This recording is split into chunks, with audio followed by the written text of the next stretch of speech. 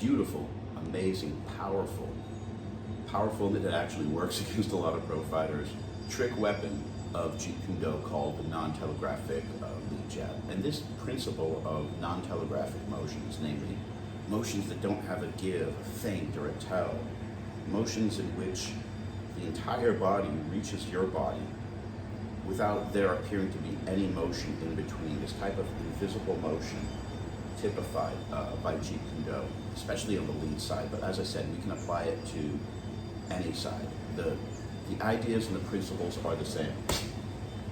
No drawback, no pullback, no telegraph even in the face. It's very hard for beginners to really understand.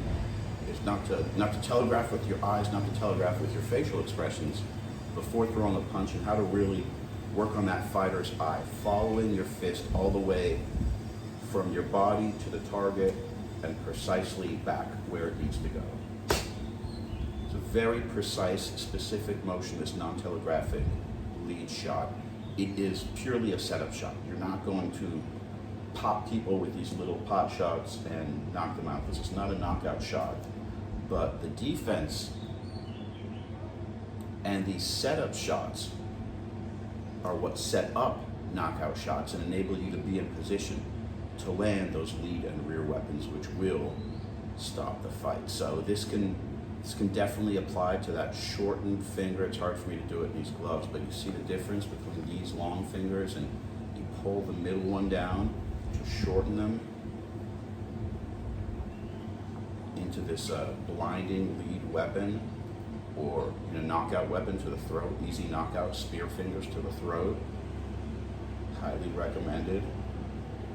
Or just the closed fist jab, where we're going to strike not with the face of the knuckles like we do in a boxing glove, but like we do on the street, with the corner of the knuckles, with the knuckles themselves, as opposed to like boxing, where we can use the hitting face and put all of our weight behind the whole gloved fist. On the street, that's not going to work as well. We really want to land those knuckles, especially the hooks and straight punches. Make sure that that front knuckle is landing. On the hook, that's the knockout on the street. Landing to the temple or to the corner of the chin if you can find it, with that knuckle right there. That's the bare knuckle version of boxing, where you're just going to hook an uppercut with just whatever lands, and it's going to be effective because it's going to catch your weight. It does not work like that on the street, nor can you hide behind big gloves in all these positions that you can do in sport fighting. People's fists are gonna sneak through that on the street, so you've got to train yourself for slightly different angulation, slightly different openings, and slightly different defense. So like I said, important thing is non-telegraphic, not pulling the punch back, not bow and arrowing, making sure that while this punch is releasing, we have simultaneous defense and attack happening at the same time. So it really just feels like one arm moving. And of course, it's going to apply to a cross too. It's the exact same motion. And we can use feinting for this art as well, but we got to make sure if we actually feint, we strike afterwards, or we feint and we disengage afterwards. We never want to get knocked out and just feint and stand there. A fake is an opportunity, or a feint, to freeze your opponent in place, after which you can land combinations and series of weapons.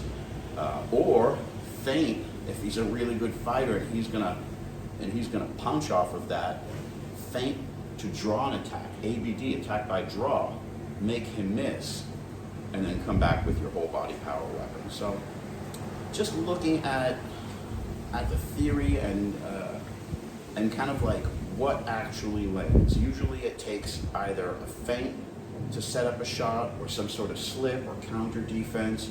This non-telegraphic lead weapon is different. It just comes out there. It's totally different. If I was throwing a regular jab instead of that, I would lift my shoulders, I would push down off the rear foot, twist on the front foot. That's like twice as powerful as a Jeet Kune lead jab, but it's also like 1.5 times as slow. That little back fist lead weapon, especially on the street, if you can catch the temple or the chin with that, like I said, it is not a knockout shot. And Joe Rogan said sophomore at least, like, why don't you just throw a rear cross? Yeah, well, you have fighters who are even on a professional level, just throw too many power shots and throw too much power on everything and don't have enough setups, don't have enough feints, don't have enough fakes. I mean, I can tell my 5-year-old cousin the same thing. There's a reason why boxers throw jabs and don't just throw crushing rear overhand shots and end fights, because they can't. Because it's very hard against somebody who trains 6 hours a day using head motion and foot motion and angulation and defense with the hands to land that shot, no matter how much you throw it. It's going to be a cardio and movement battle to try to find them.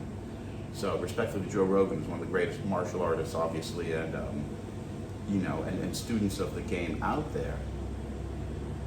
Jeet Kune is not about you're landing a bunch of jab, back fists, just like Taekwondo is not about you're always going to head kick. You take what you can out of those arts, and you see in the UFC, head kicks definitely work. So Taekwondo, all these arts that, everyone was saying, oh, these are baloney, they don't work, you just have to train Muay Thai and BJJ. Yeah, you're gonna miss out on a world of other skills that are applicable, especially if you're not looking to compete in martial arts, especially if you're looking at this for street self-defense.